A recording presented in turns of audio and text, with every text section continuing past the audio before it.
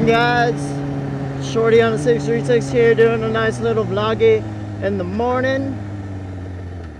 Pretty cold out here this morning too after a storm, but yeah, as you can see, the clouds are kind of about to pour down some rain, I guess. I don't know, it's trying to scatter. It's clear behind me, and it's really weird over here on that side, so it's like a divided city right now. Anyways, I'm just out here about riding around about like 7:30 in the morning-ish. I don't know why I've been up, but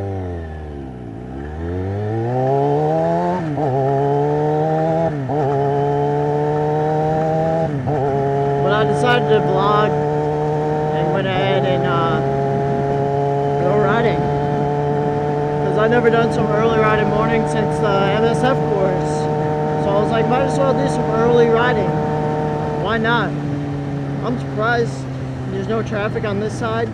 Thank God there's no traffic on this side. But yeah, kind of wish I got some like McDonald's breakfast or something. Yeah, typical American McDonald's, but I haven't had McDonald's in like a year or two. Pretty crazy.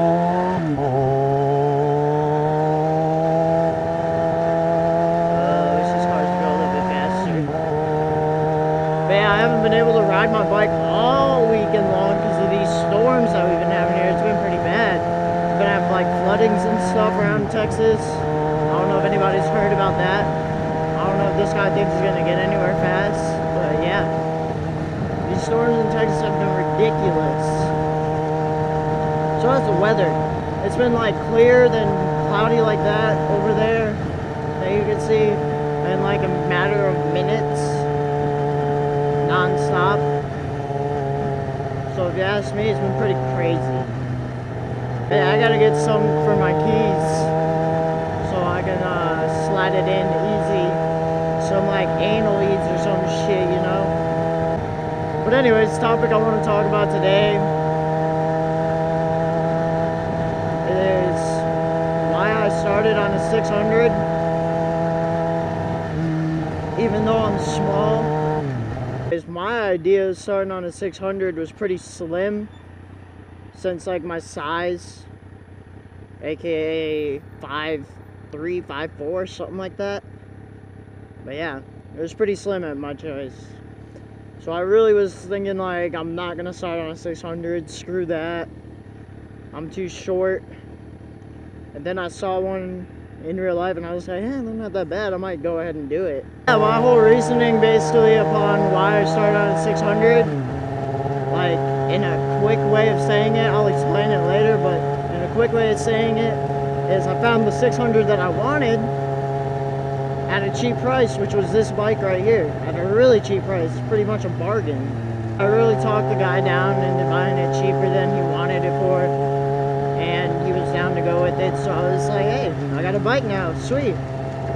But why did I choose a 600 other than that? Well, during the MSF course, if some of y'all take it, you'll get a really good feeling about how a bike feels and stuff like that, and everything else.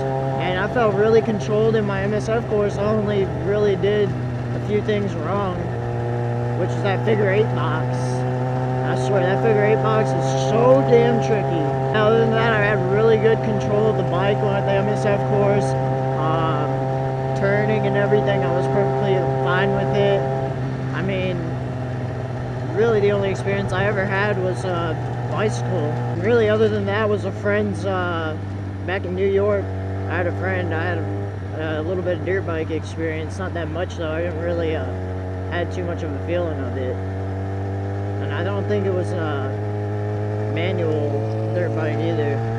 Now what I advise starting on a 600 for your first bike, it's really up to you. If you take the MSF course, you got a good feeling for the throttle, brakes, and cornering and all that other stuff, then you might, if you can, and you think you can control it, you might want to go for it.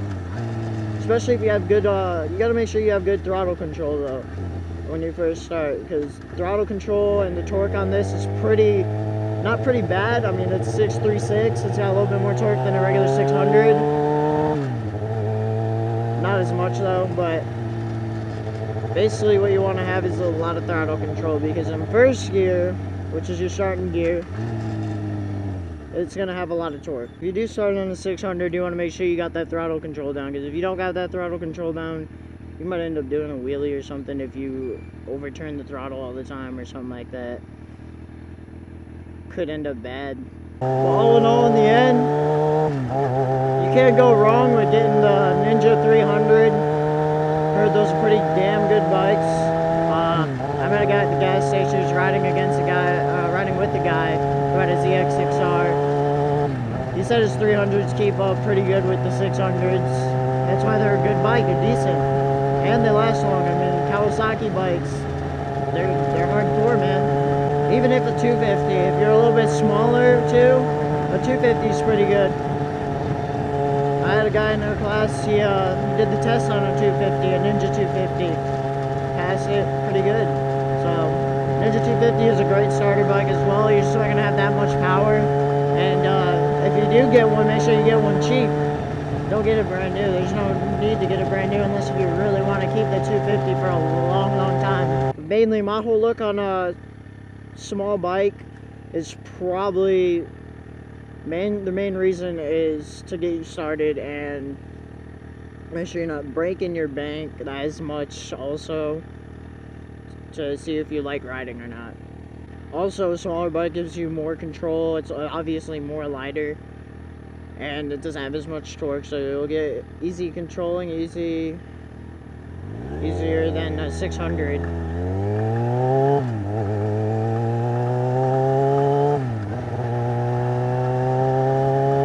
I'm about to hit a tunnel in here. You know what that means? That means some tunnel exhaust. Especially with this exhaust, baby, a tunnel exhaust. Woo! I'm about to hit it.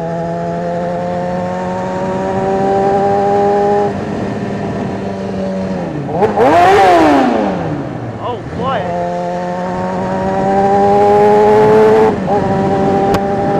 Oh boy, I love tunnel exhausting. It's my favorite.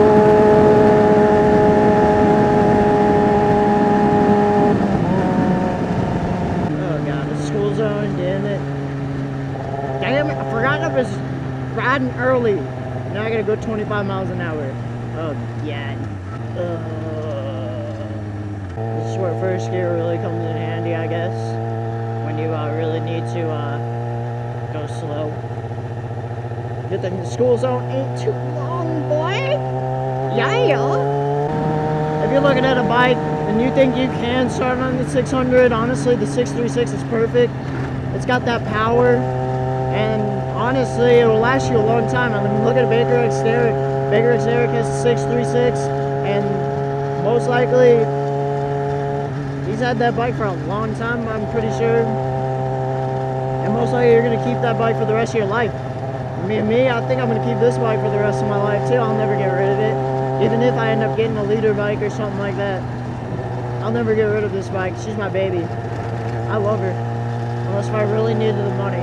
But other than that, I fucking love this bike. Insurance ain't that bad either. If you're going to get one, make sure you do your research. Maybe test ride some bikes if you can test ride them.